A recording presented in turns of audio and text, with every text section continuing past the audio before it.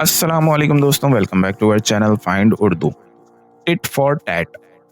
Tit for tat का मतलब है बदले का एक्शन, जैसे को तैसा, मुकाबली कार्रवाई।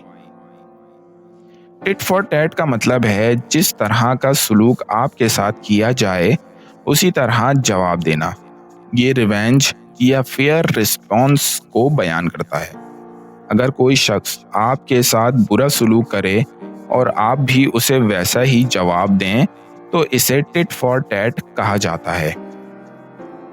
He played a tit for tat prank on his friend. उसने अपने दोस्त पर जवाब में एक मजाक किया।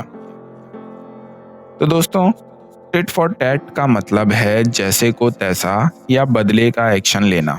ये फेयर रिस्पॉन्स या रिवेंज के लिए यूज होता है। उम्मीद है अब आपको टिट फॉर टैट का मतलब समझ में आ गया होगा। मिलते हैं नेक्स्ट वीडियो में। शुक्रिया।